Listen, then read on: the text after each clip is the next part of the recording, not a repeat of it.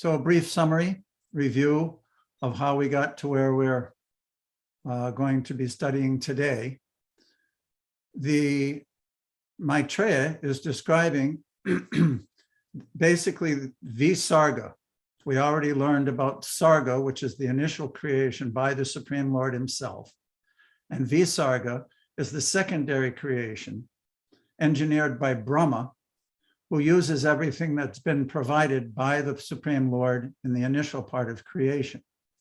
So Brahma's duty, after arranging all the different planets and facilities for bodies for the living entities, wanted to populate the universe. So he started by creating 4 sons, the 4 Kumaras, who refused due to their desire to remain on the spiritual platform, transcendental platform. And therefore, he became frustrated and angry at not being able to perform his duty. And from out of his eye, between his eyebrows, due to his anger and the mode of passion, a small baby was produced who was Rudra. Then Rudra expanded and was given 10 wives. And they started to populate the universe with the Rudra principle, which is in basic destruction rather than creation. Rudra's in charge of the mode of ignorance, which is destruction. So Brahma stopped him and advised him to perform penances until it was time for him to do that duty. Then Brahma created 10 different sons mentally. We read about how Narada was the best of all those different sons, and they started to populate the universe, but it wasn't really very successful. There weren't a lot of people. So Brahma was meditating and contemplating how to continue and expand the population when 2 other beings expanded from his body, one with a mustache and one with swollen breasts, which were Manu and his wife Satarupa. And they all that was described was that they started populating. So pretty much that's where we left off, and that's where we'll pick up with the next section. So let me get on to our texts. This is the April 2022 session, lessons 5 and 6 review. And we start with a new chapter. Chapter 13, the appearance of Lord Varaha. Interestingly, this topic of the appearance and pastimes of Lord Varaha, just for everyone's information, will continue all the way through the first couple of weeks of June. And at that time, we'll stop, just like schools stop in the summer, and we'll stop this session. And then in the fall, probably October, we'll start again with the pastimes of Lord Kapila-Dev, which pretty much take up the second half of the 3rd canto. But for now, here we are in chapter 13, and we're reverting all the way back to Sukadev Goswami speaking to Maharaj Parikshit in Srimad-Bhagavatam, Canto 3, Chapter 13, texts 1 through 4. Sri Sukadev Goswami said, "O king, after hearing all these most virtuous topics from the sage Maitreya, Vidura inquired further on the topics of the Supreme Personality of Godhead, which he adored to hear. Vidura said, O great sage, what did Swayambhuva, the dear son of Brahma, do after obtaining his loving wife? O best of the virtuous, the original king of kings, Manu, was a great devotee of the personality of Godhead, Hari, and thus it is worth hearing of his sublime character and activities. Please describe them. I am very eager to hear. Persons who hear from a spiritual master with great labor and for a long time must hear from the mouths of pure devotees about the character and activities of pure devotees. Pure devotees always think within their hearts of the lotus feet of the personality of Godhead, who awards his devotees liberation. Sami, you want to pick somebody? Yes, And yes. by the way, there were some wonderful forum topics on this topic. Appreciated everyone's, a lot of devotees wrote about the devotees that they appreciate, and that was a wonderful meditation. Thank you. And Hare Krishna, everyone. Welcome back to our Transcendental Studies. I'd like to ask Eka Radhika to read the purport of these verses. Radhika, are you there? Is it Radhika Yes. or Eka Radharani? Eka Radhika Prabhu, there was okay. a change. Right. So, okay, so it says, transcendental students are those who undergo great penance in being trained by hearing the Vedas from a bona fide spiritual master. Not only must they hear about the activities of the Lord, but they must also hear about the transcendental qualities of the devotees who are constantly thinking of the lotus feet of the Lord within their hearts. A pure devotee of the Lord cannot be separated from the lotus feet of the Lord for even a moment. Undoubtedly, the Lord is always within the hearts of all living creatures, but they hardly know about it because they are deluded by the illusory material energy. The devotees, however, realize the presence of the Lord, and therefore they can always see the lotus feet of the Lord within their hearts. Such pure devotees of the Lord are as glorious as the Lord. They are, in fact, recommended by the Lord. They are, in fact, recommended by the Lord as more worshipable than He Himself. Worship of the devotee is more potent than worship of the Lord. It is therefore the duty of the transcendental students to hear of pure devotees, as explained by similar devotees of the Lord. Because one cannot explain about the Lord or his devotees unless one happens to be a pure devotee himself. Thank you. Thank you. Such a potent purport. Let's go on with Manvantara. Some I wanted to make one point. Okay. This sentence is wonderful. I love this sentence. Transcendental students are those who undergo great penance in being trained by hearing the Vedas from a bona fide spiritual master.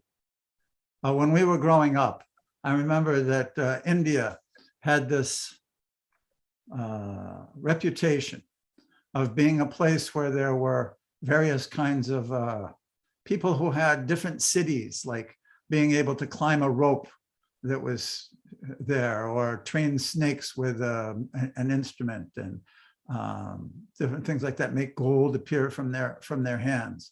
People are enamored by different things, but actually a transcendental student is one who undergoes great penance, being trained by hearing the Vedas from a bona fide spiritual master. Just wanted to emphasize that. Thank you. Manvantara. Srimad-Bhagavatam, Canto 3, Chapter 13, Text 6 through 8. The sage Maitreya said to Vidura, after his appearance, Manu, the father of mankind, along with his wife, thus addressed the reservoir of Vedic wisdom, Brahma, with obeisances and folded hands. You are the father of all living entities and the source of their subsistence, because they are all born of you. Please order us how we may be able to render service unto you. O worshipful one, please give us your direction for the execution of duty within our working capacity, so that we can follow it for fame in this life and progress in the next. Purport. Brahma is the direct recipient of Vedic knowledge from the personality of Godhead, and anyone discharging his entrusted duties in disciplic succession from Brahma is sure to gain fame in this life and salvation in the next. The disciplic succession from Brahma is called the Brahma-Sampradaya and descends as follows: Brahma, Narada, Vyas, Madhva Muni, Puran Prajna. Padmapa, Nirapa, Madhava, Asubhya, Jayatirtha, Janan Sindhu, Dayantini, Vidyanidhi, Rajendra, Jayadharma, Prosatama, Brahmamani Tirtha, Vyasa Tirtha, Lakshmi Pati, Madhavendra Puri, Isvara Puri, Sri Chaitanya Mahaprabhu, Sarupa Damodar, and Sri Rupa Goswami and others. Sri Raghunath Das Goswami, Krishna Das Goswami, Narottam Das Thakur, Visvanatha Chakravarti, Jagannatha Das Babaji, Bhaktivinoda Thakur, Gaurashakur Das Babaji, Sri Bhaktisiddhanta Saraswati, A.C. Bhaktivedanta Swami. This line of disciplic succession from Brahma is spiritual, whereas the genealogical succession from Manu is material. But both are on the progressive march towards the same goal of Krishna consciousness. Unmute, Sam. Thank you, Manvantar. This, just reading the disciplic succession coming all the way from Lord Brahma and winding up with Srila Prabhupada is a very glorious thing to do. And I thank you for reading that. And it's just makes me feel very enlivened that we are actually hearing from such this line of disciplic succession. And there's Nanda, and she's going to add to this. Nandaji? I'm gonna add a question is what I'm gonna add. Okay. So the disciplic succession that's listed here. I can think of like when we get down to, and it happens all over the place, but let's say when we get down to the 6 Goswamis, so Rupa Goswami, let's say, people a little more contemporary. So they had various disciples. And then, so their disciplic succession more or less is different. That's a question. It sounds like a statement, but it's a question. And what makes it, different in the sense, different personalities, obviously not different. And I'm not talking about different philosophies. I'm talking about different personalities. So what is the essence of a quote unquote disciplic succession? Because obviously Narada had very many, way back in the succession, there was other do you know what I'm trying to get at? Like what makes it's not, in other words, it's not the only disciplic succession, correct? Well, actually, we were talking about that this morning, that there are disciplic successions in all areas. Some of them divert you from Krishna. Some of them bring you directly to Krishna. I'm going to just say one thing, and then I'm going to let my husband answer this, because this is a really wonderful thing. My realization is that the disciplic succession is based on shiksha, not on diksha. That would be my realization of this, that this is a disciplic succession that we are part of, which is based on teachings rather than diksha. Pati, you want to add to that? And then Manvantara, you can say something. Yeah, for Nanda's question, the example of a tree is always a good one. Chaitanya Mahaprabhu or Krishna are the trunk of the tree, the main trunk. From that, different branches expand. And on each branch, obviously, there are further and further branches and even out to twigs.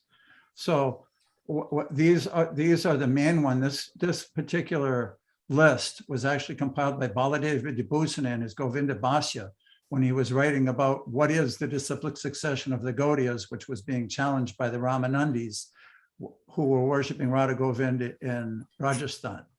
And he came up with this example from here to here. This list right here, this is Brahma. We know Brahma, Narada, and Vyas. What happened was that Madhva Muni, Purnapragma, is Madhvacharya. Madhvacharya appeared in around 1200 AD. So the question may arise, Vyasadeva wrote the Vedas 5,000 years ago. We know he was present during the time of Mahabharata. and wrote the Srimad-Bhagavatam just around that time. So how is it possible that somebody who appeared in 1200 years later, or 1200 AD, which would be 6,000 years later, manifest or get instructions for Vyas? And it's actually described in his biography by one of the disciples that Madhvacharya wrote a commentary on Bhagavad Gita, and he was so enthusiastic to hear Vyasadev's, to get Vyasadev's accreditation to get him to approve of it, that he traveled mystically he was with one of his disciples. They were walking towards Badrikashram, where Vyasadev is. And all of a sudden he said to his disciple, I'm going. And he was the son of the wind. He's the brother of Hanuman. So he flew through the airwaves and met Vyasadev, discussed these Vedic commentaries that he had. And then he came back. His mat is in Udupi. So before you continue, excuse me, whoever, if we're not speaking, please mute. There is some real disturbance, and there's some little baby wanting to participate. Thank you. So Madhvacharya's disciple was Padmanabha. His disciple was Narahari, Madhava, Akshobhya, Jayatirtha, Gyanasindhu, Dayanidhi, Vidyanidhi, Virjendra. These are different sannyasis that led the mats in Udupi during the subsequent years between Madhvacharya and his Varapuri, or Madhavendra Puri and Sri Chaitanya Mahaprabhu. So each one of them also has many disciples, and many of those disciples have disciples. So in this way, that example of the branches of the tree, there's the main tree, there's the prominent, this is also described by Krishna Das Kaviraj Goswami in the Chaitanya Charitamrita, the tree of Chaitanya Mahaprabhu. He's the main gardener. And everything comes out like a tree and expands into that. And Prabhupada said that ISKCON, or his disciples, are part of that tree. Does that explain it, Nanda? Yeah, it does. Yeah, it does. Yeah, but that's a good example. The tree. I just have to keep meditating on the tree thing. So thank you, appreciate it. Okay, Bhadra, did you want to say something? And then Manvantara? Hare Krishna, Dandavad everybody. No, I think Dhruv Maharaj Prabhu explained very clearly. Okay, And wonderful. my understanding would be from the Rupa Goswami, of course, they have their own disciples. And that also part of disciplic succession, because it's not Krishna, ISKCON is not the only disciplic succession. In the all Gaudiya Math, everybody is in disciplic succession. They are following Lord Chaitanya. Not only in the Gaudiya Math, there are 4 Sampradayas in Right. Vaishnav tradition. Manvantara, Right. thank you, Bhadra. Has to unmute. Unmute, Donnie. I just wanted to share something on the subject that I was reading, and but that was such a really beautiful explanation by Dhruva Prabhu. But I just wanted to add something to see if it would add to it. It's from the Science of Self-Realization. I was just reading it. That's why I was thinking about it. And it was talking about Srila Prabhupada making an offering Vyasa Puja to his spiritual master. And this is just a quote from a section.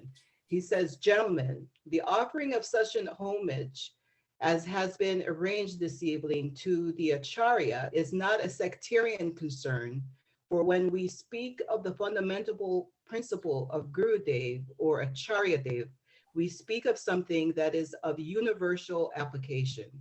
There does not arise any question of discriminating my guru from yours or anyone else's. There is only one guru who appears in an infinity of forms to teach you, me, and all others. The guru or Acharya Dev, as we learn from the bona fide scriptures, delivers the message of the absolute world, the transcendental abode of the absolute personality, where everything non-differently serves the absolute truth." I Thank just you. thought that added to Beautiful. the conversation. Wow. Thank you. That was very beautiful. Thank you. Okay. Okay, so now let's go on reading the Vajra. Hare Krishna. Done with everybody. Text 9. Lord Brahma said, my dear son, O Lord of the world, I am very pleased with you, and I desire all blessings for both you and your wife. You have without reservation surrendered yourself unto me with your heart for my instructions. Purport. Every living entity, however small or big he may be, has the choice of independence. If the son is unreservedly willing to be guided by the father is 10 times more eager to instruct and guide him by all means. This is Kali Yuga. The father and son relationship as exhibited here in the dealings of Brahma and Manu is excellent. Both the father and the son are well qualified, and their examples should be followed by all humankind. Manu, the son, unreservedly asked the father, Brahma, to instruct him, and the father, who was full of Vedic wisdom, was very glad to instruct. The example of the father of mankind may be easily followed by mankind, and that will advance the cause of the relationship of fathers and sons. Can you tell us something about this? I thought this purport and this verse was very appropriate for, of course, truth is always appropriate. It might not sound the way we want it to sound, but that's our misconception. And Prabhupada says that it's our misconception of what, Yes. it's not the scriptures. So what can you say about that, Vajra? That obedience and that respect between the father and son? Well, of course, this is Kali Yuga, so this is completely upside down at present. We always know that, we know that. But whole point of Srila Prabhupada is that listen to Srila Prabhupada's broad-mindedness of the Krishna consciousness and how much he has this desire. In ISKCON, he wanted to incorporate this, and that's what his desire is, because of course, the son is going to follow the instruction of father. Here, Manu is following the instructions is willing to follow the instruction of his father, Lord Brahma, that what do you want me to do? Father may tell me, you see. And that's what Srila Prabhupada wants in his society, I'm sure, and that's why he's writing in the purport. That of course is Also, coming yeah. in the line to follow father and the son. That would be in the ideal world. We also know that in order to follow instruction, you have to have a qualified father and a qualified son. And that's in all different relations, a qualified superior and a qualified inferior. So that would make the world a great place. And that is the great place in the spiritual world. That's just one of the things that are topsy-turvy in this material world. Thank you, Bhadraji. Manvantara's hand still up. Is that from this topic or the previous one? I think she's saying the previous one. No, she's going to turn it off. Thank you. Let's go on, unless anybody has to say anything about this profound. It's a lot of food for thought, this one. How about Faye? Faye, can you read for us?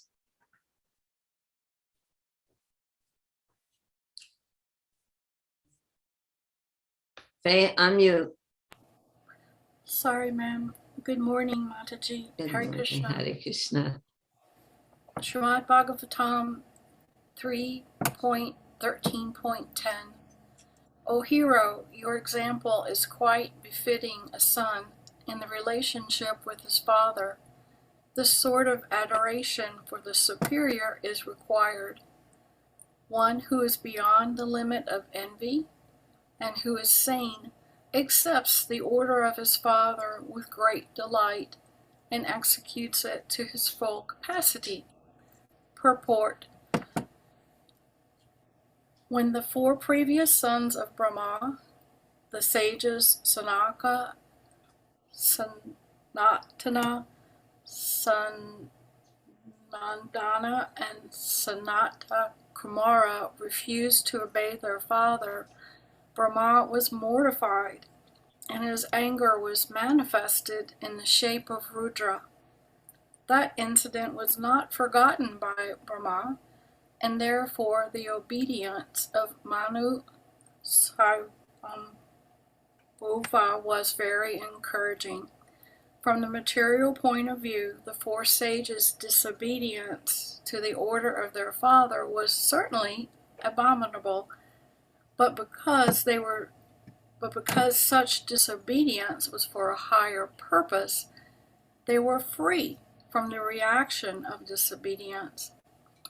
Manu's obedience to his father on material grounds was certainly free from envy, and in the material world it is imperative for ordinary men to follow the example of Manu.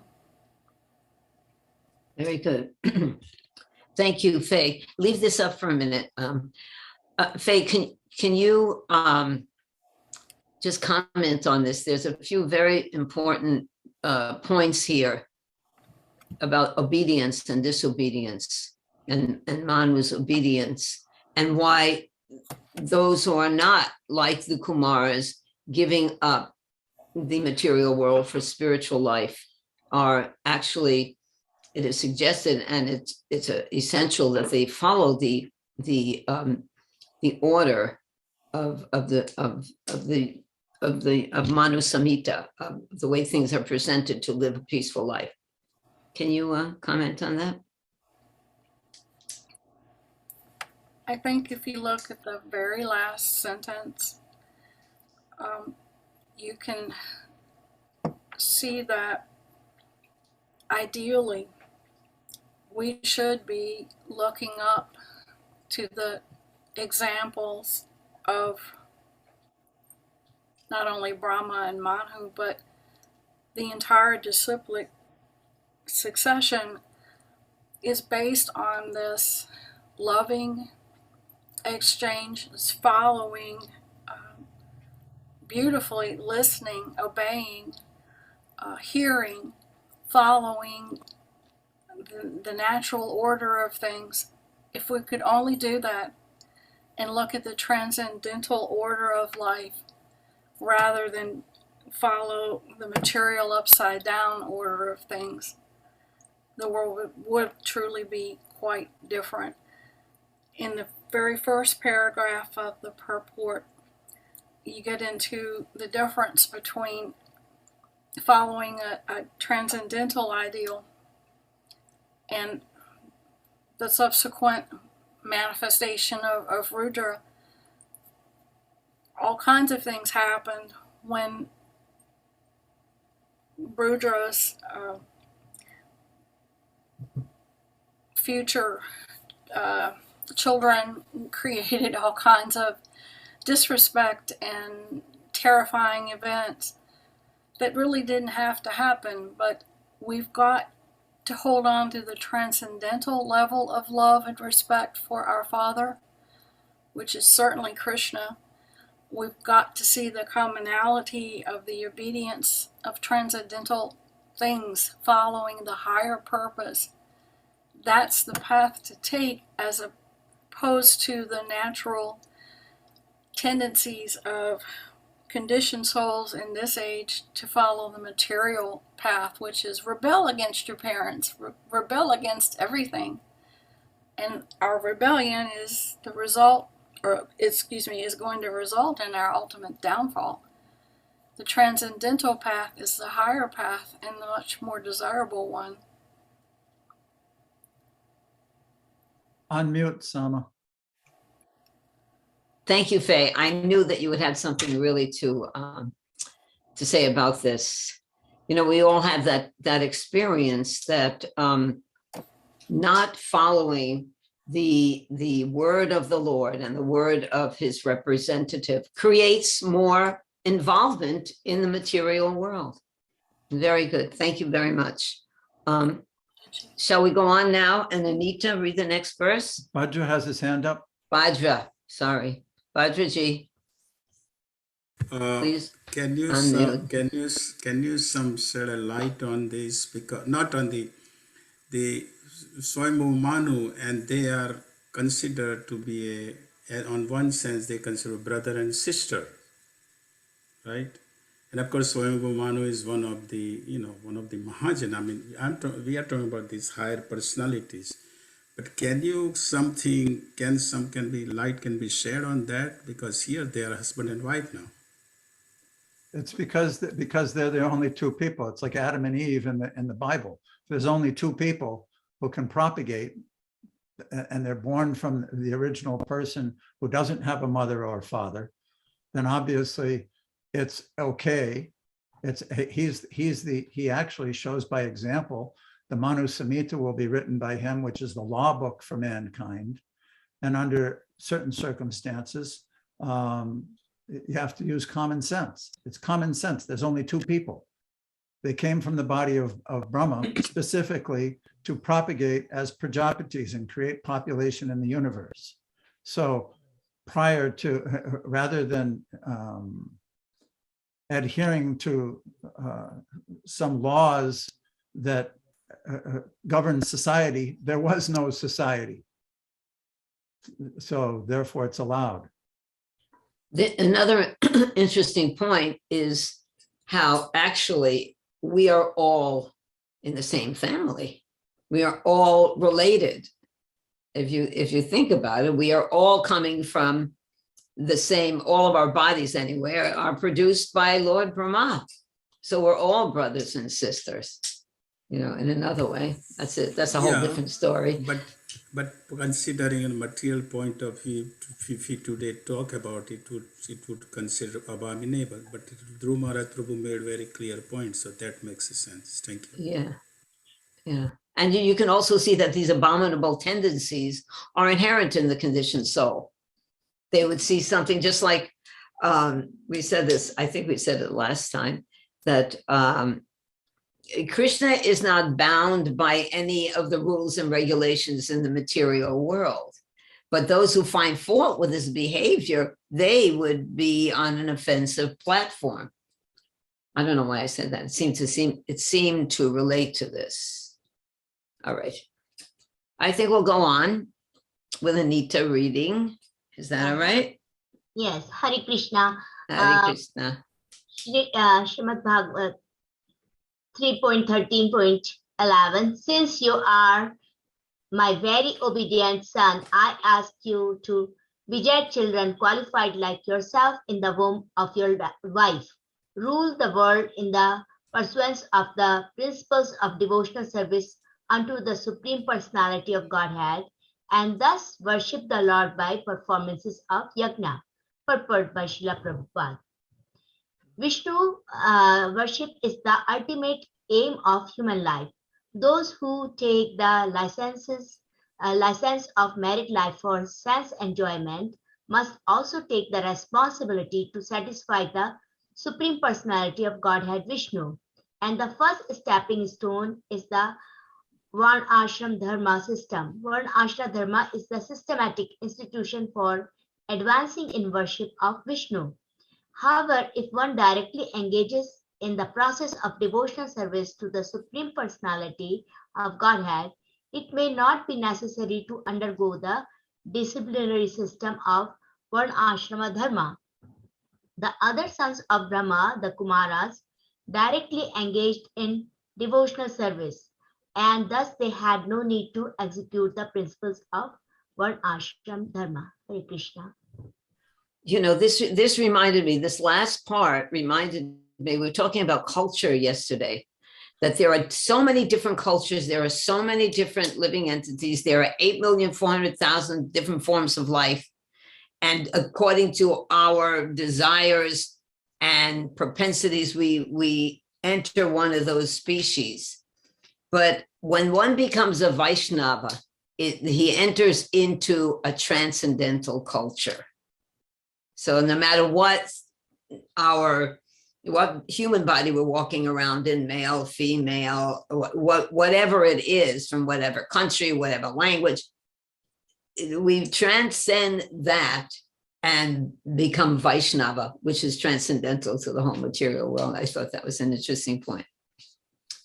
Okay, Seshaji, could you go on reading for us? Thank you, Anita.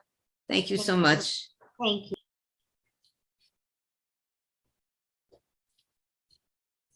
Sesha, unmute. Yeah, I was trying to unmute this. Sorry.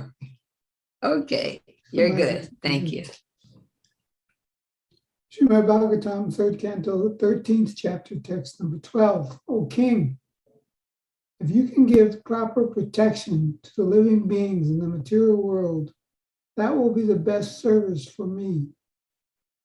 When the Supreme Lord sees you to be a good protector of the conditioned souls, certainly the master of the senses will be very pleased with you.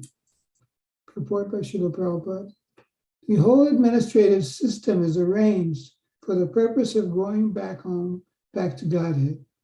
Brahma is the representative of the Supreme Personality of Godhead, and Manu is the representative of Brahma.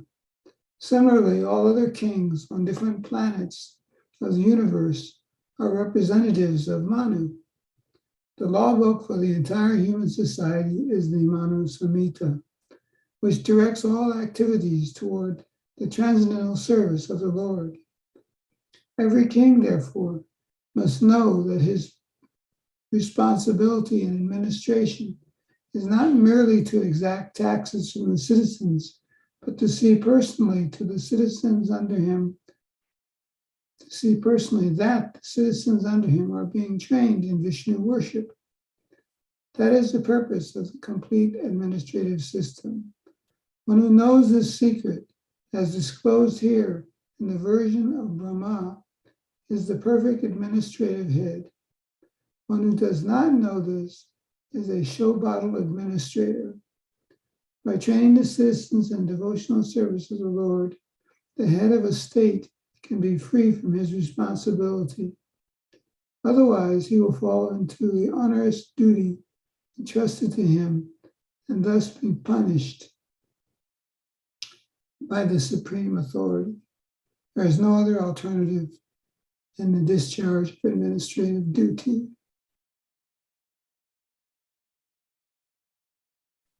Unmute, Sama. Seshaji, this is so clear by Srila Prabhupada. Please enlighten us. Well, what is the need for enlightenment if there's a candle when the sun is burning? Okay, don't worry. We could, anyway, I know you have a wonderful comment on this purport. Well, can we have the text back up? Yeah, the last sentence, I think, makes it clear. But I'm happy to see this verse and purport follow the previous ones we've just read, because the previous ones focus a lot on the duty of the son towards the father, or the praja, toward the raja. And almost to the exclusion of the duty of the king or the administrative head to the citizens. But here we get that, and as you mentioned, Samapriya, by such firm sentences as there is no other alternative in the discharge of administrative duty, no other alternative other than training the praja in Vishnu worship. We look at the world around us today, we can see how we like to think that we're advancing.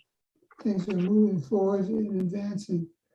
But the real advancement is teaching the citizens, giving them protection in Vishnu worship. But what's going on now is completely devolving, not evolving, devolving in ways in which are quite shocking, where administrative head, for their own personal aggrandizement, they take the citizens and put them at great risk. And that doesn't even have to go as far as warfare that we're seeing in the world today. Even just neglecting Vishnu is a great harm by administrators. And so that part of the responsible bargain has to be there. You can't expect the citizens or the sons and daughters to follow a corrupt administrative head. Both parts have to be there. Right. Two things I'd like to comment on what you said. First, this is still in line, in the same line of the cyclic succession from Brahma to Manu and his behavior. He is instructing, he is following Manu, he is following Brahma by executing, he is being told to execute these things that will be pleasing to the Supreme Lord. Execute the, administrate in such a way where the citizens are actually learning the absolute truth, which we see there due to separation of church and state. That is like supposed to be a real freedom thing, which is completely opposed to the Vedic conclusion. So I thank you for your commentary, but also what do you think about that? How it's still in line. You said before that it wasn't in line with the verses previous to it. I thought it, how did you see it wasn't in line? Well, to that, just that the emphasis of the verses was on the son as opposed to the responsibilities of the father. I see. Well, both the right, you're right. Yeah, it's just one subject after another, not that there's anything missing. Right, right. We cover, step by step the teachings. And so the teachings was obedience of the son first. Now we're getting responsibility of the father. Right. It has to both be there, right? It has to both be there. And everyone's a father or a son in one way or another, whether it's a mother or a daughter, father or a son. Everyone is, having heard from an authority, has to speak to his inferiors, let's call it, or people who are he is instructing. So that's the line of disciplic succession. Every like the one spiritual master teaches his disciples, who they teach their disciples. It's just that's the way that it expands materially and spiritually. And thank you, Seisha. I knew you would. I love to hear you speak, Seisha. I'm so honored that you are participating in this Sangha. Really, it's just a great joy to have you present. Thank you. All right, Chaitamayi, would you like to continue reading? Yes, Mataji. Hare Krishna, everyone. Srimad-Bhagavatam 3:13:13. The Supreme Personality of Godhead, Janardana, Lord Krishna, is the form to accept all the results of sacrifice. If he is not satisfied, then one's labor for advancement is futile. He is the ultimate self, and therefore one who does not satisfy him certainly neglects his own interest. Purport. Brahma is deputed as the supreme head of universal affairs, and he, in his turn, deputes Manu and others as charge d'affaires of the material manifestation. But the whole show is for the satisfaction of the Supreme Personality of Godhead. Brahma knows how to satisfy the Lord, and similarly, persons engaged in the line of Brahma's plan of activities also know how to satisfy the Lord. The Lord is satisfied by the process of devotional service, consisting of the ninefold process of hearing, chanting, etc. It is in one's own self-interest to execute prescribed devotional service, and anyone who neglects this process neglects his own self-interest. Wow, amazing. I wanted you to read the next one to conclude this, and then we'll have a little discussion of that. Okay. Pati, you want to put back to the screen? Then we start a new section. Okay, so I'll read all three of these verses. And the purport, yeah. Okay, 3:13, 14, and 16. Sri Manu said, O all-powerful Lord, O killer of all sins, I shall abide by your order. Now, please let me know my place and that of the living entities born of me. O master of the demigods, please attempt to lift the earth, which is merged in the great water, because it is the dwelling place for all the living entities. It can be done by your endeavor and by the mercy of the Lord. Sri Maitreya said, thus seeing the earth merged in the water, Brahma gave his attention for a long time to how it could be lifted. Purport. According to Jiva Goswami, the topics delineated here are of different millenniums. The present topics are of the Sveta Varaha millennium, and topics regarding the Chakshusha millennium will also be discussed in this chapter. Haribol. Thank you. Haribol, do you have something to say about these last slides, these last two? There's a very interesting point here that's being meditated upon about the earth, the falling into the ocean. It's so Really. interesting how Manu was the first one to notice that the earth had gone down under, and he needed to notify his father that this was happening. That is, it's wonderful that he understands that the only one who can deal with this dilemma is Lord Brahma. And Lord Brahma is sitting here, he's giving attention for a long time. So he's trying to figure out with his own four brains. I guess he has more than four heads. It's 4 brains. He's trying to figure out how do I retrieve the earth? I have no idea. It's so interesting as devotees, I mean, it's coming up in the next purport, how devotees, when they come upon these kinds of problems, how do they deal with them? They're not distressed.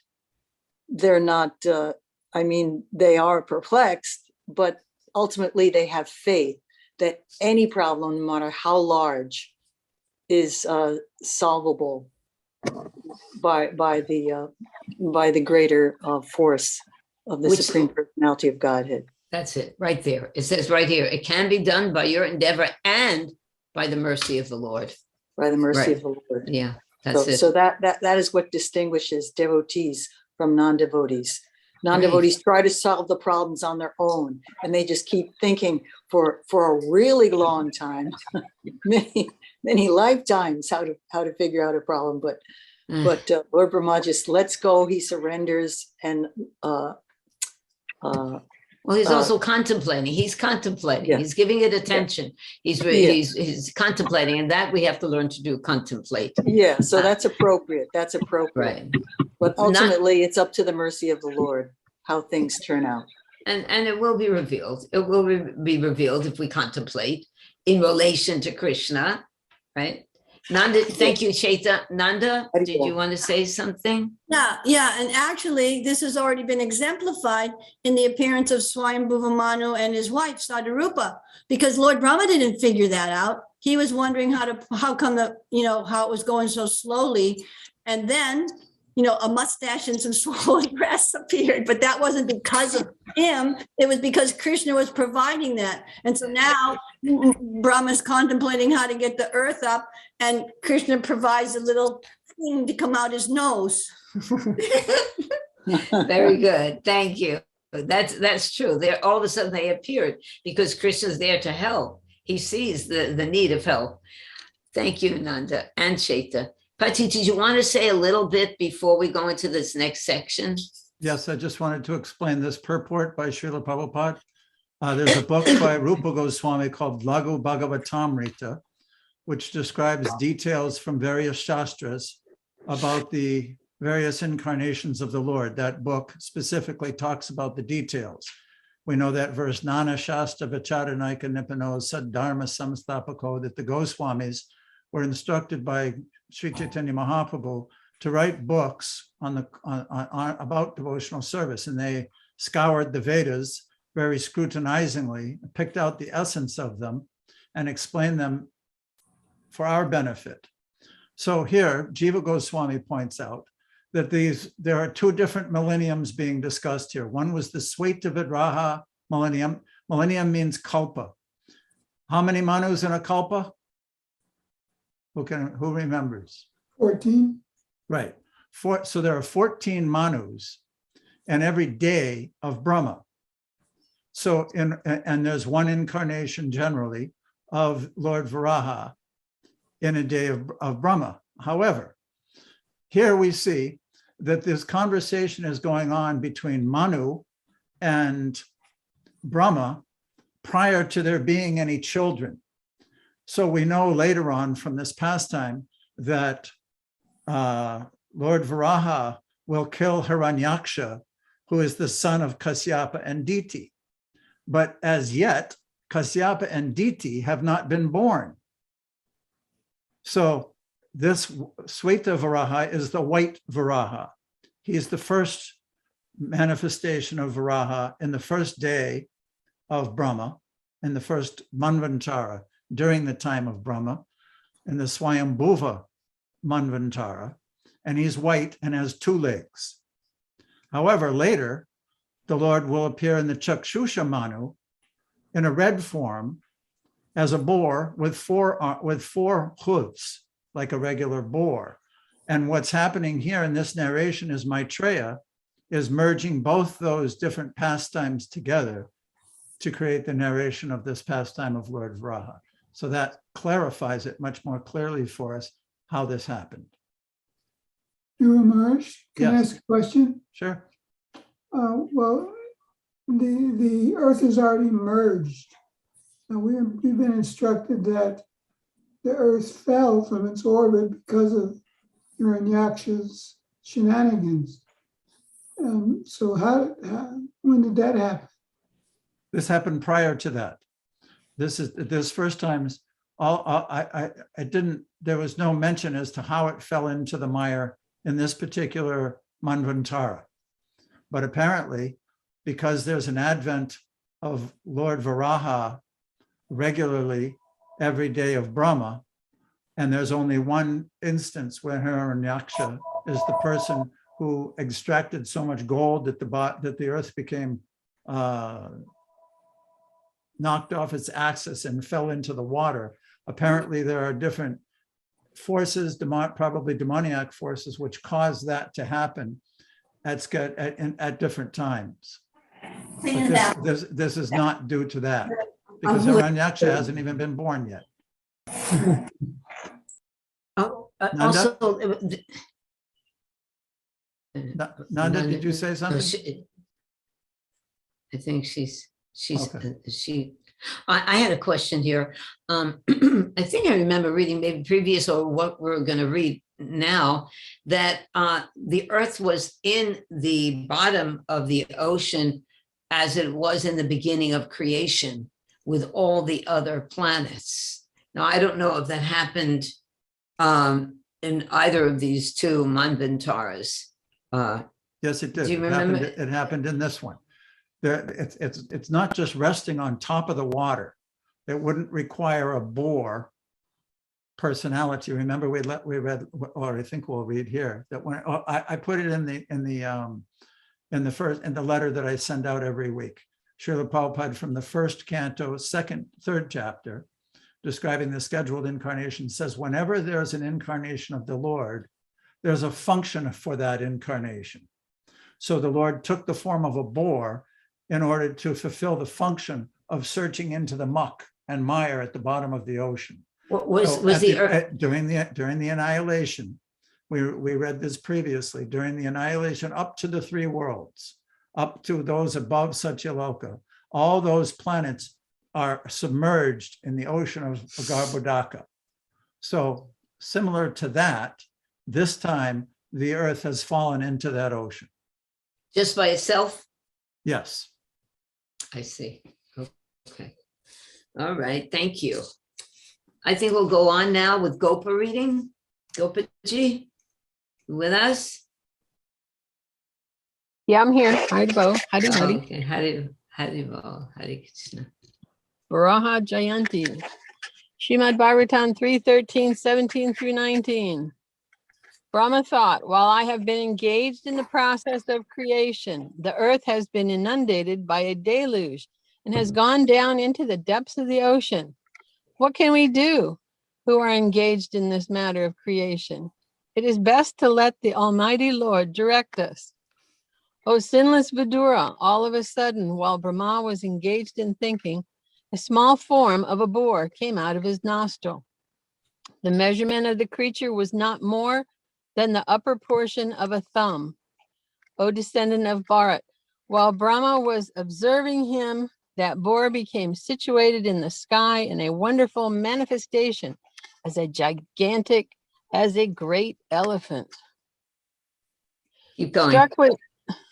Struck with wonder at observing the wonderful boar-like form in the sky, Brahma, with great Brahmanas like Marichi, as well as the Kumaras and Manu, began to argue in various ways. Is this some extraordinary entity come to the pretense of a boar? It is very wonderful that he has come from my nose. First of all, this boar was seen no bigger than the tip of a thumb, and within a moment he was as large as a stone. My mind is perturbed. Is he the Supreme Personality of Godhead, Vishnu? Purport by Srila Prabhupada. Since Brahma is the supermost person in the universe, and he had never before experienced such a form, he could guess that the wonderful appearance of the boar was an incarnation of Vishnu. The uncommon features symptomatic of the incarnation of Godhead can bewilder even the mind of Brahma. Hare Krishna. Okay. This is so, reading this pastime, you can get very emotional, actually. Bajraji? Dhruv Maharaj Prabhu, I'm sorry, my tube light is not, I'm tube light little bit here. Can you explain that again? Because, I mean, here, you know, in Mathura, there is Sveta Varaha, and there is other Varaha, 2 Varahas are there. And this, when we discuss the Varaha's appearance, usually we discuss the Varaha appearance of Hiranyaksha, you know, giving the Varaha down on the bed, and Varaha is coming up and uplifting. So here, so did you say that both Varahas are combined here in these pastimes? Can you explain a little bit? I'm sorry. No, what I said was that Jiva Goswami had just commented on that text, that what's happening is that in his narration, Maitreya is merging the two into one narration so that it appears like there's only one, when in actuality, this conversation is obviously taking place before Hiranyaksha was born. So he points out that those two manifestations of the Lord, Sveta Varaha, Sveta means white, and the other Varaha was red.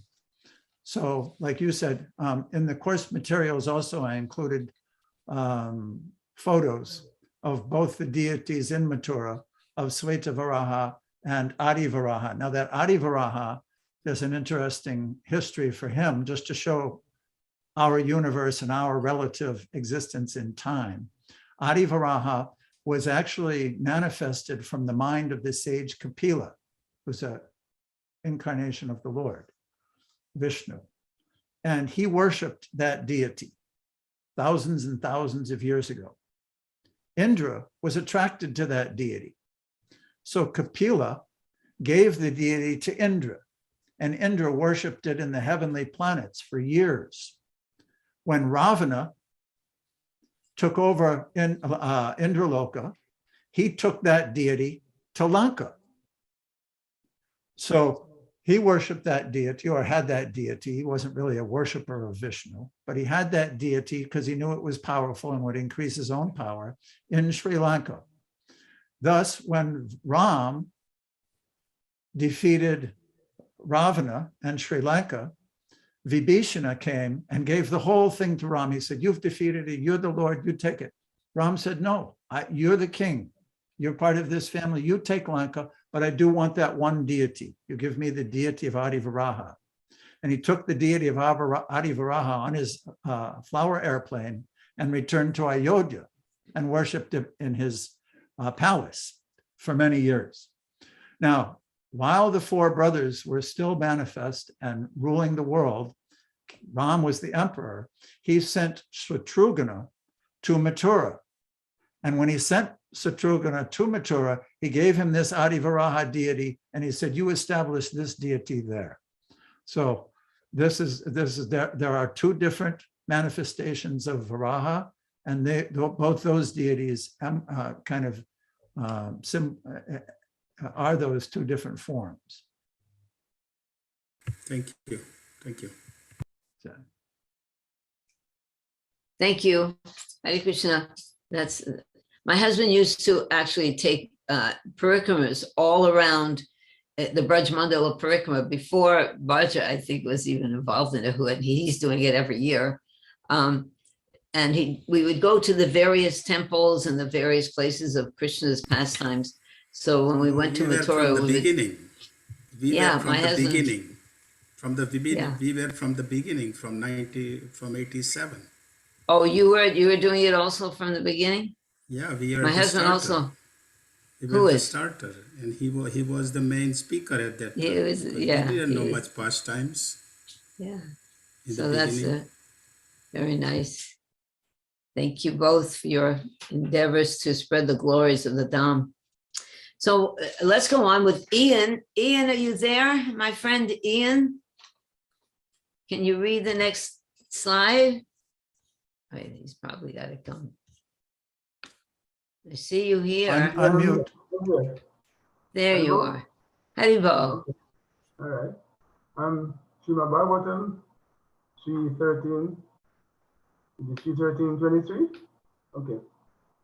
While Brahma was deliberating with his sons, the Supreme Personality of God, Vishnu, rose simultaneously like a great mountain. Text 24. The omnipotent Supreme Personality of Godhead enlightened Brahma and the other highly elevated Brahmanas by again roaring with his uncommon voice, which echoed in all directions. Purport by Srila Prabhupada. Brahma and other enlightened Brahmanas who know the Supreme Personality of Godhead are enlightened by the appearance of Lord in any of his multi-incarnations. The appearance of the wonderful and gigantic incarnation of Vishnu as a mountain-like boar did not fill them with any kind of fear, for the Lord's resounding voice was tumultuous and echoed horribly in all directions as an open threat to all demons who had challenged his omnipotence. Thank you, Ian. Do you have any questions about this up until now, or any comment to make, Ian, about what we've read? What is the thing that strikes you to be the most profound and interesting thing that we've been reading? Well, we just read the way Brahma was contemplating how to solve the problem, and then the word came out of his nose was very small, and in a moment it became very big. So and they were wondering, who is that person? That's a kind of, that's a bit of contemplation on that one. And here now already said, although the boar was, Lord Varaha was worrying in so much, too much, just like passion. They weren't feeling any fear. I'm not understanding. Can you repeat that? I'm saying that when Lord Varaha was worrying, as in this purport here, they weren't full of any fear, as the demons would. When you hear loud sound, sometimes some fear, you're caught with some fear. So this worrying, they weren't fearful because they knew it was the Lord's incarnation. Are you following me now? He said that no one felt fear. That's the point being made in the Oh, purport. right. Sorry, Ian. I couldn't. It was a little hard to hear you, Ian. That's why she's wondering. Can you get me now? No, it's still pretty soft. I had to make my volume very loud. And then anyway, the speakers, but no, that's a very important point, that the devotees did not feel any fear. And can you imagine seeing something? We were just talking about how here we are in the earth, and of course, whoever's in the earth at that point the earth is being carried on the nose of the Lord. Nobody knows what's going on in the earth. Everybody's like teeny weeny in that earth, and there were so many things going on in this universe way beyond our conception. It's just remarkable. It's really remarkable. Okay, that's wonderful. Let's go on now with Manvantara. You want to read some? You have to unmute. Text 25. Thank When you. the great sages and thinkers who were residents of Jnanaloka, Tapaloka, and Satyaloka heard the tumultuous voice of Lord Bor, which was the all-auspicious sound of the all-merciful Lord, they chanted auspicious chants from the three Vedas. For those who didn't go on to the course materials, this is a photo of Adi Varaha in Mathura, the one I just told the story of. Wow. Purport. The word Mahamaya is very significant in this verse. Maya means mercy, specific knowledge, and also illusion. Therefore, Lord Bor is everything. He is merciful. He is all knowledge, and he is illusion also. The sound which he vibrated as the Bor incarnation was answered by the Vedic hymns of the great sages in the planets Jnanaloka, Tapaloka, and Satyaloka. The highest intellectual and pious living entities live in those planets. And when they heard the extraordinary voice of the Bor, they could understand that the specific sound was vibrated by the Lord and no one else. Therefore, they replied by praying to the Lord with Vedic hymns. Wow. The earth planet was submerged in the mirror, but on hearing the sound of the Lord, the inhabitants of the higher planets were all jubilant because they knew that the Lord was there to deliver the earth. Therefore, Brahma and all the sages, such as Bhrigu, Brahma's other sons, and learned Brahmanas were enlivened, and they concertedly joined in praising the Lord with the transcendental vibrations of the Vedic hymns. The most important is the Brahan Naradiya Puran verse, Hare Krishna, Hare Krishna. Hare Krishna, Krishna Krishna, Hare Hare, Hare Rama, Rama Rama, Hare Hare. Thank you, Mama Tar. Can you imagine all the great saintly people in the universe chanting Hare Krishna together? What a great thing. Thank you. Just one point, as in the discussion, some people were saying that the people on earth were praying. This isn't the people on earth. The earth is stuck in the mire. It's stuck in the mud. There's nobody living on it. And that's part of the problem, because Manu, as the father of mankind, is supposed to create progeny. And one of the places that's essential for the life of those people he's going to produce is stuck in the mud. So this is actually the great sages and demigods who are offering these prayers. Thank you. Okay, let's have Faye, would you like to read this? Thank you, Mataji. Srimad-Bhagavatam 3.13.26. Playing like an elephant, he entered into the water after roaring again in reply to the Vedic prayers by the great devotees. The Lord is the object of the Vedic prayers, and thus he understood that the devotees' prayers were meant for him. Purport by Srila Prabhupada. The Vedas are said to be the breath of the Lord, and that breath was inhaled by Brahma, the original student of the Vedas. The breathing from the nostril of Brahma caused the appearance of Lord Bor, and therefore the Bor incarnation of the Lord is the personified Vedas. The glorification of the incarnation by the sages on the higher planets consisted of factual Vedic hymns. Wherever there is glorification of the Lord, it is to be understood that Vedic mantras are being rightly vibrated. The Lord was therefore pleased when such Vedic mantras were chanted, and to encourage his pure devotees, he roared once more and entered the water to rescue the submerged earth. This is such a dramatic presentation. It's just that, always reading this pastime of Lord Born always just excites me. It's so sweet. Anyone have a realization on this one? No? Okay, we're going to go on. We're almost at the end of it. Badger, you want to read the next slide? Thank you, Faye. Thank you so Sure. much. Is that text 13, 27 or 27. 28? 27? Yes. Okay, thank you. Thank you. Before entering the water to rescue the earth, Lord Boar flew in the sky, slashing his tail, his hard hairs quivering. His very glance was luminous, and he scattered the clouds in the sky with his hooves and his glittering white tusk. Purport.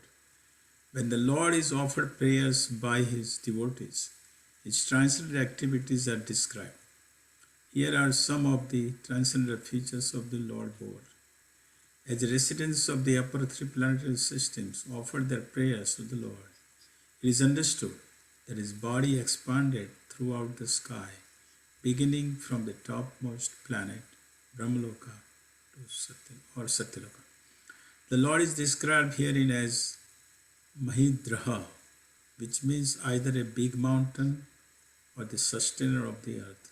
In other words, Lord's body was as big and hard as the Himalayan mountains.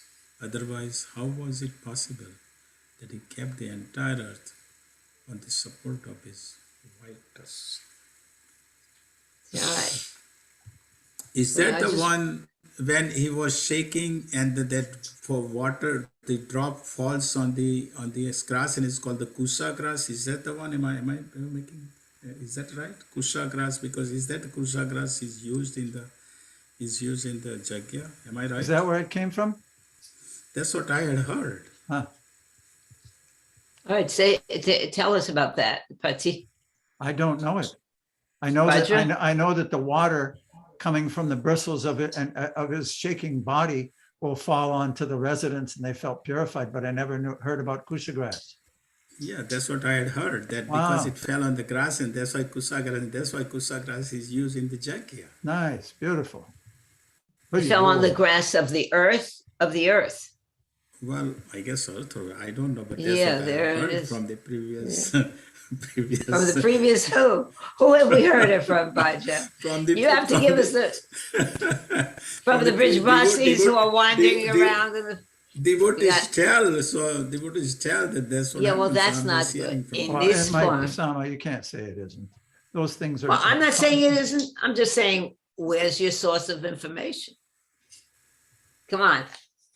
I said don't. I've heard that's what I'm repeating. Okay. We have here. Well, it sounds nice. It would be wonderful if it's true. But you can't get mad at me for me asking for a quote of the source of the quote, because that's what you always ask. He said he didn't know, and then you're pressuring. Okay, I'm sorry. She's my Hare Krishna. Okay, so let's go on and let's see. Chaitamayi, you want to read the next one? And then Sesha. Hare Krishna. So, Srimad-Bhagavatam 3:13-28. He was personally the Supreme Lord Vishnu and was therefore transcendental. Yet, because he had the body of a hog, he searched after the earth by smell. His tusks were fearful, and he glanced over the devotee brahmanas engaged in offering prayers. Thus, he entered the water. Purport by Srila Prabhupada. We should always remember that although the body of a hog is material, the hog form of the Lord was not materially contaminated. It is not possible for an earthly hog to assume a gigantic form spreading throughout the sky, beginning from the Satyaloka. His body is always transcendental in all circumstances. Therefore, the assumption of the form of a boar is only his pastime. His body is all Vedas, or transcendental. But since he had assumed the form of a boar, he began to search out the earth by smelling, just like a hog. The Lord can perfectly play the part of any living entity. The gigantic feature of the boar was certainly very fearful for all non-devotees, but to the pure devotees of the Lord, he was not at all fearful.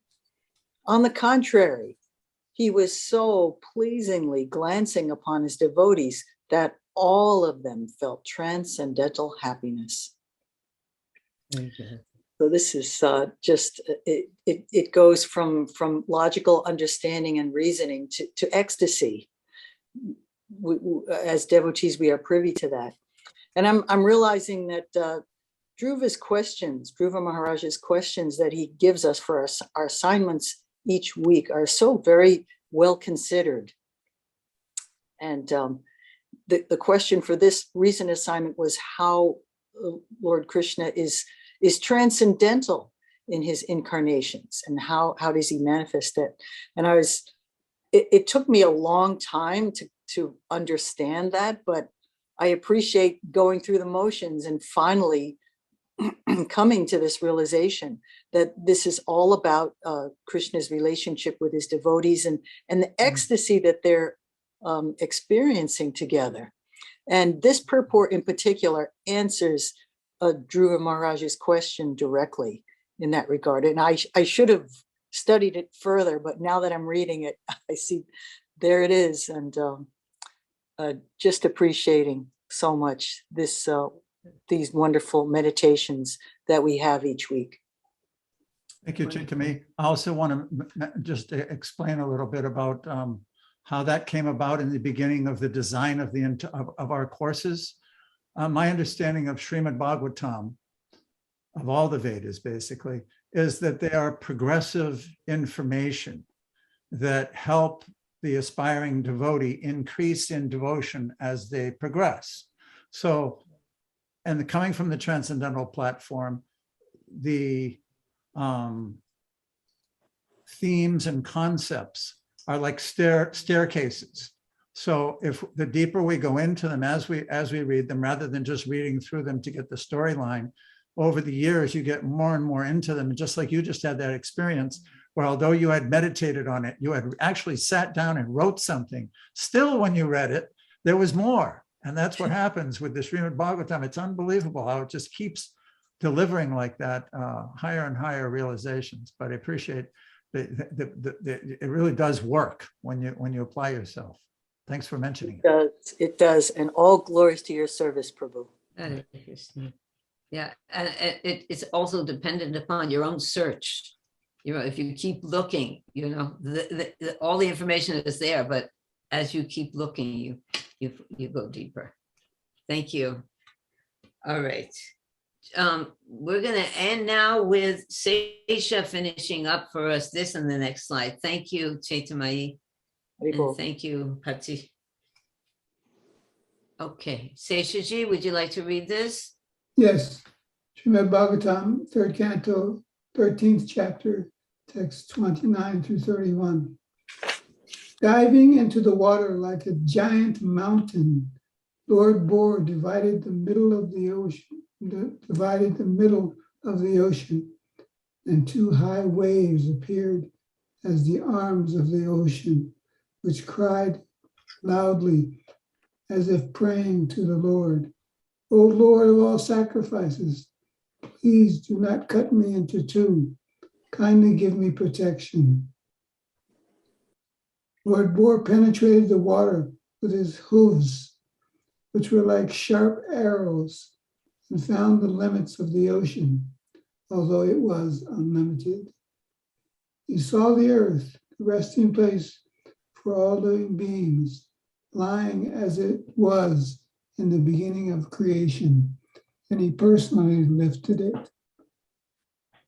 Lord Boar very easily took the earth on his tusks and got it out of the water. Thus he appeared very splendid. Then his anger glowing like the Sudarshan wheel, he immediately killed the demon Hiranyaksha, although he tried to fight with the Lord. Go on, Prabhu. Purported by Srila Prabhupada. According to Srila Jiva Goswami, the Vedic literatures describe the incarnation of Lord Varaha in two different devastations, namely the Chakshusha devastation and the Swayambhuva devastation. This particular appearance of the boar incarnation actually took place in the Satya, in the Swayambhuva devastation, when all planets other than the higher ones, Jana, Maha, and Satya, merged in the water of devastation. This particular incarnation of the boar was seen by the inhabitants of the planets mentioned above. Srila Vishwanath Chakravarti suggests that the sage Maitreya amalgamated both the boar incarnations, different devastations, and summarized them in his description to Vidura. Do you want to just read the last slide and then we can talk about this? Srimad-Bhagavatam 3:13-32. Thereupon Lord Boar killed the demon within the water, and just as a lion kills an elephant, the cheeks and tongue of the Lord became smeared with blood of the demon, just as an elephant becomes reddish from digging in the purple earth. Okay, so give us your realization on that, Sesha. Do you want to put it back? That was a beautiful description of Lord Varaha diving in the ocean, splitting the ocean, and the ocean crying out to be not to be divided into two. Beautiful description of the Lord's activities. Yeah. Anything else you want to say about this, about the whole reading, actually today? Well, good, we got the confirmation of what we heard from Dhruva Maharaj Prabhu about the two different incarnations confirmed by the purport we read. Right. Okay. Good. Thank you. This is always a very wonderful pastime of Lord Varaha. Just it's very dramatic. Chaitamayi's hands up. Okay, Chaita and Bhaja, then after Chaita. Thank you. There was a nice phrase in the purport of 30 in which it said that the Earth is 7 times superior to the other planetary systems. So I've seen so many illustrations of the planetary systems, but this is the first time that I'm reading how important and distinctive the Earth planet is. Excuse me, what did it say, Chaitamayi? Where, yeah, show us exactly where. Okay, Where this is is it? purport of text 30. And So that's in it's, the middle. first paragraph there, it's like the second sentence.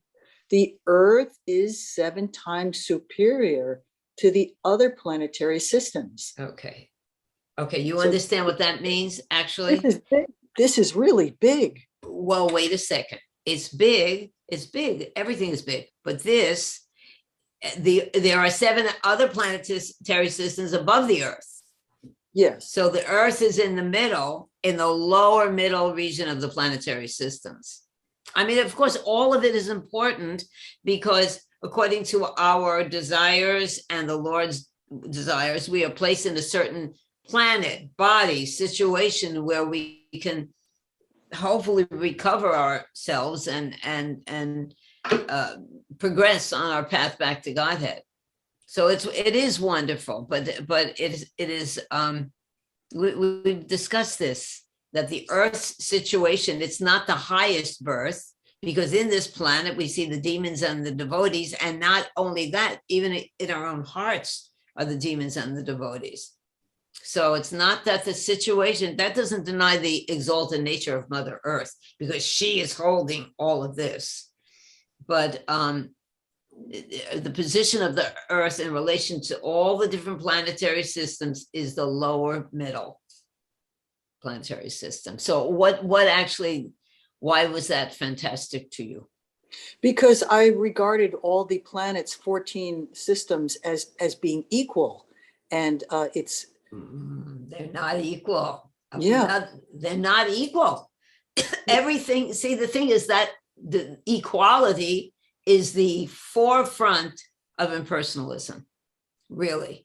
It equal to fulfill one's desire, but as far as elevation, we have a certain kind of situation and we have to go through that. And if we're in the human form of life, we have an opportunity to become Krishna conscious. So the Earth, we always have a tendency to think that, it's so exalted, that means I'm very exalted too, because here I am on the Earth.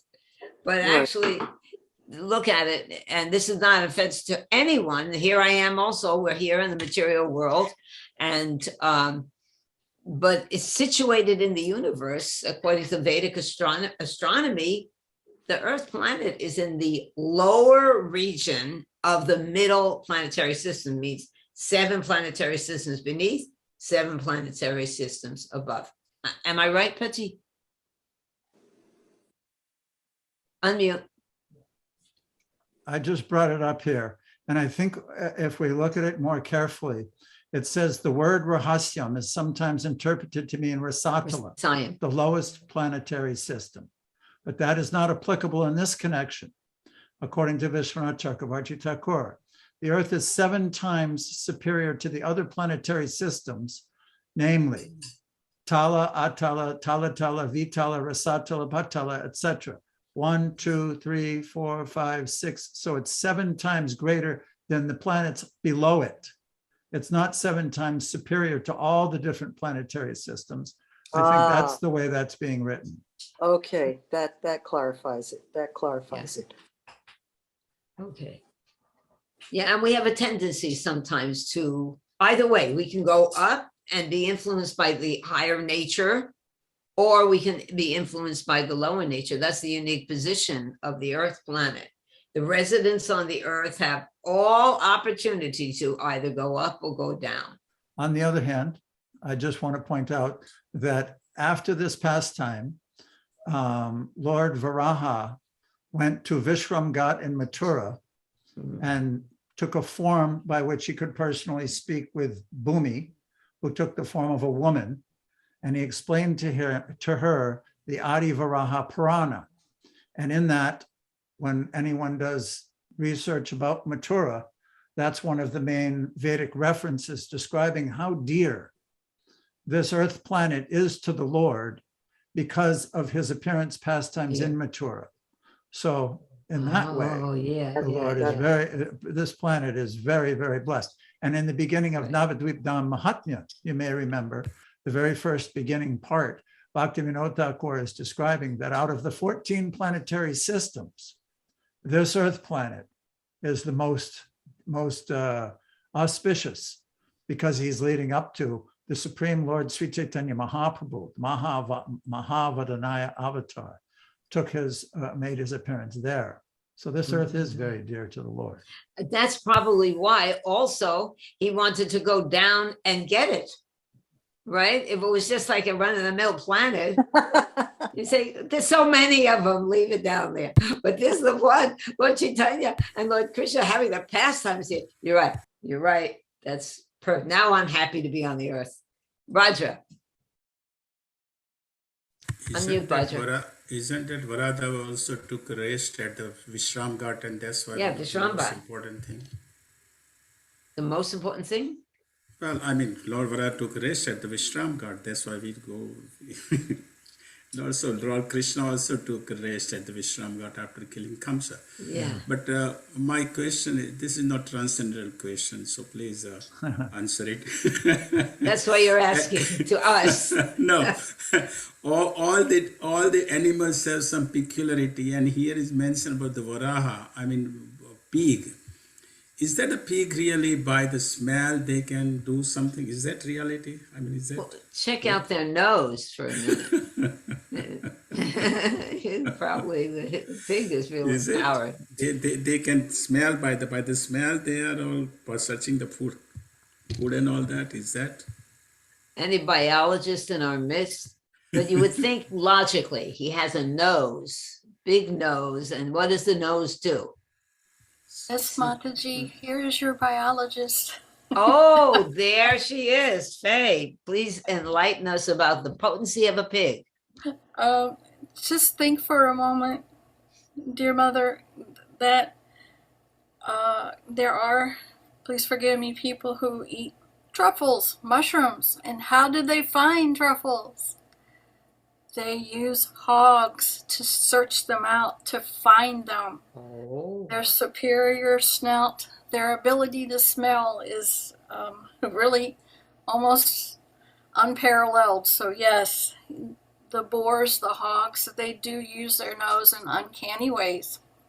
Very good. Faye, can that be equated?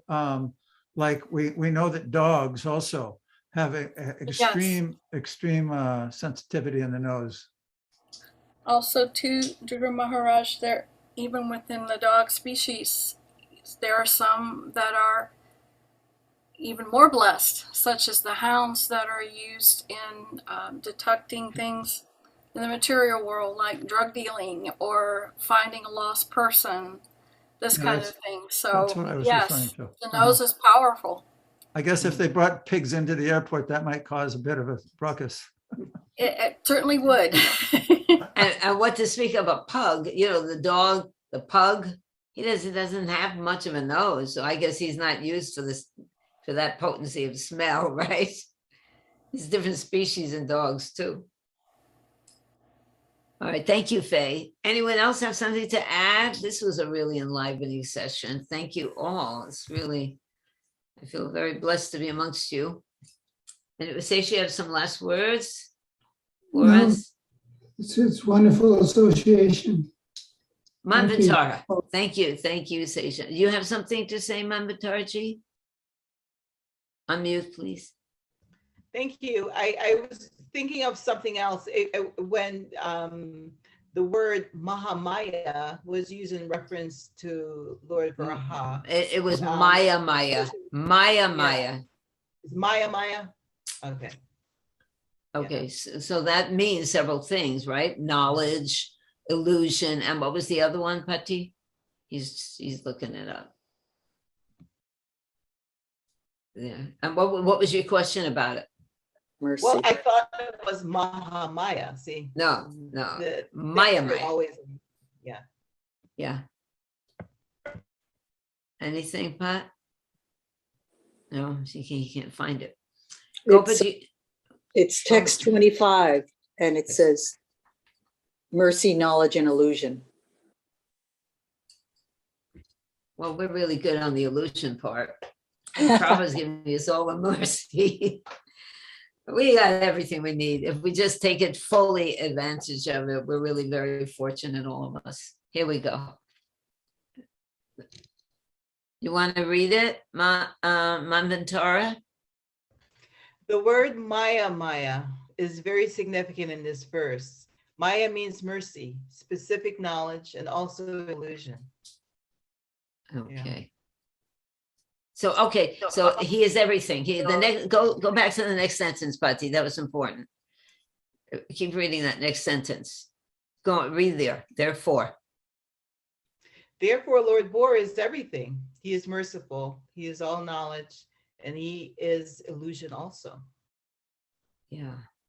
Boy, isn't that something how Sanskrit can mean so many different, almost opposite words, depending on how it's applied. That was another thing that I was going to say is the Lord is directly involved in everything.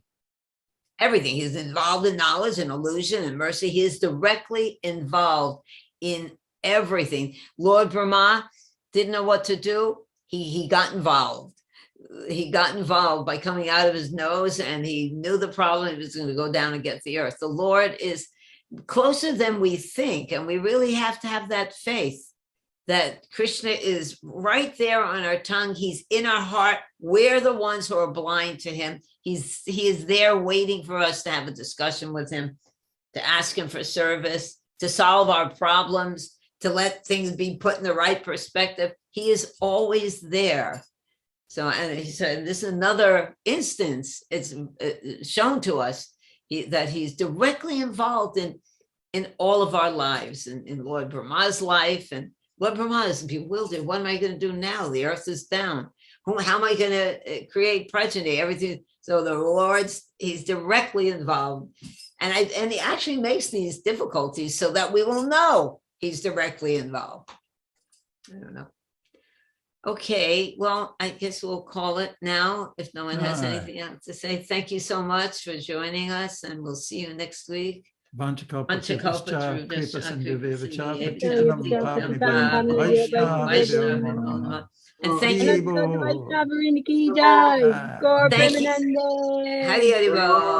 Thank you to everyone who is participating in the written forums online, because they're very enlivening. They really are, and they help us. Thank you. Hare Krishna.